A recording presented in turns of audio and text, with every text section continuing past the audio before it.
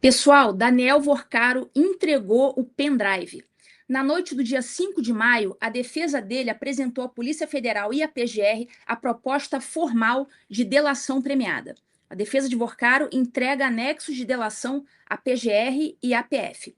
Bom, a CNN teve informações de que nessa delação aí o Vorcaro narra datas, horários, cidades onde teriam acontecido aquelas reuniõezinhas, aqueles encontros, aquelas festinhas, aquelas viagens com os políticos. Tem muita coisa aí nesse pendrive. Você já sabe o que saiu na imprensa até agora. Contrato de 129 milhões com a mulher do Moraes, resort Taiaiá, repasses, viagens de jatinho, degustação de uísque Macallan em Londres, etc. Eu não vou ficar aqui repetindo para não ficar cansativo. O que interessa agora é o que vem pela frente. E o que vem pela frente, pessoal, pode vir a redesenhar a política brasileira. A primeira questão é o Supremo. São pelo menos 3 ministros que têm vínculos financeiros documentados com o Daniel Vorcaro. A CPI do crime organizado já pediu o indiciamento de 3 desses ministros. O Metrópolis noticiou o seguinte: o que Vorcaro fala na delação sobre Moraes e a esposa do ministro. Bom, eu li a matéria e, pelo que a gente pode extrair dessa matéria aí, a delação está indo por um caminho ali meio tortuoso. Eles estariam tentando, né, o Vorcaro, seu advogado, enfim, estariam tentando dizer o que o Vorcaro queria com esse contrato de 129 milhões, sem dizer que a outra parte aceitou. Então, assim, ele contratou a Viviane para se aproximar do Moraes. Ele estaria confessando isso.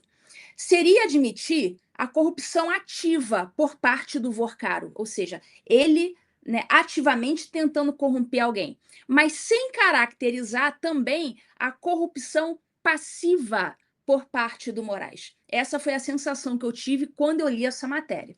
O Moraes e a dona Vivi, eles vão poder continuar dizendo que se tratava de um contrato de consultoria jurídica, bem remunerado, sem dúvida, um contrato absolutamente normal, e que se o Moraes e a Vivi soubessem que essas eram as más intenções do Vorcaro, eles nunca teriam consentido com a contratação. Eu acho que é isso que eles vão tentar alegar em suas defesas. Essa é uma solução que frita o Vorcaro, já que ele já está frito mesmo, então ele admite ali uma corrupção ativa, mas essa tese mantém o Alexandre de Moraes e a Vivi ali numa temperatura ambiente, ali numa posição neutra, dizendo: ah, eu não sabia que o Vorcaro estava com essas más intenções para cima da gente.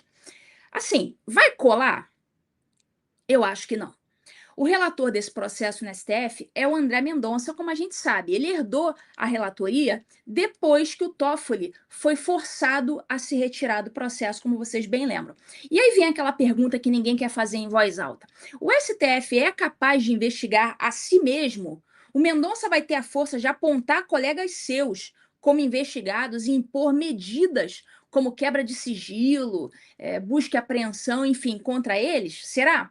Porque a resposta, se ela for negativa a qualquer uma dessas perguntas, a gente vai estar diante de um curto-circuito institucional. Quem julga? O tribunal que não consegue se julgar.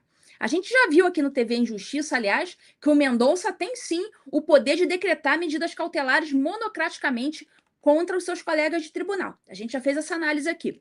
Mas, bom, um outro ponto tem a ver com a pressa da defesa do Daniel Vorcaro em correr com essa delação premiada, em concluir essa delação. A coluna do Igor Gadelha. O que levou o Vorcaro a correr com a delação premiada? Nessa matéria, ele explica que é porque ele não quer perder o ineditismo do que ele vai falar. Então, ele tem que passar na frente do Paulo Henrique Costa, presidente do BRB. Mas vamos lá. Outro ponto interessante aqui que a gente precisa analisar é o Congresso. Já se dá como certo que presidentes de partidos do Centrão vão ser citados na delação. Gente de direita, de esquerda, de centro, todo mundo, a delação é ecumênica.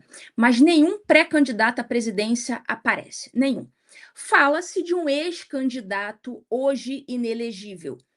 Eu tenho as minhas suspeitas, e lá no X o pessoal está fazendo bolão já. Não acho que seja o Bolsonaro, tá? Não acho que seja o Bolsonaro, mas o pessoal está fazendo as suas apostas. Bom, isso é coincidência?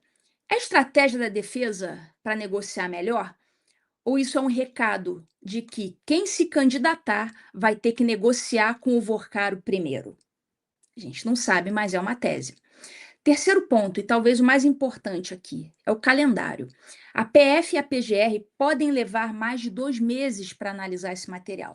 Isso joga tudo para julho, agosto, véspera de campanha. Já tem ministro do STF pressionando ali para homologar o acordo até junho. Mas quem viveu 2018 sabe como é que isso funciona. A delação do Palocci vazou a menos de um mês do segundo turno e mudou o rumo da eleição. Quem acredita que dessa vez o sigilo vai ser respeitado? A pergunta real não é se vai vazar, é quem vai escolher o que vaza, como vaza, quando e contra quem. E aí tem um detalhe que pouca gente está discutindo. A delação cita 2 pessoas que estariam acima do Vorcaro no esquema, acima do dono do banco. Se isso se confirmar, a gente não vai estar falando de um caso de corrupção bancária, a gente vai estar falando de uma engrenagem que atravessa os 3 poderes.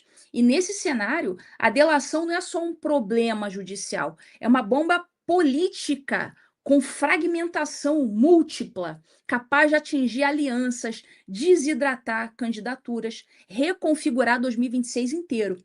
A delação do Vorcaro ainda é só uma proposta. Ela pode ser aceita, pode ser rejeitada, pode ser engavetada, mas o pendrive já foi entregue, o conteúdo já está sendo lido e Brasília já está em pânico numa hora dessa. Se você quer acompanhar cada desdobramento, se inscreve no canal TV em Justiça, ativa o sininho, porque nos próximos meses esse assunto vai dominar tudo.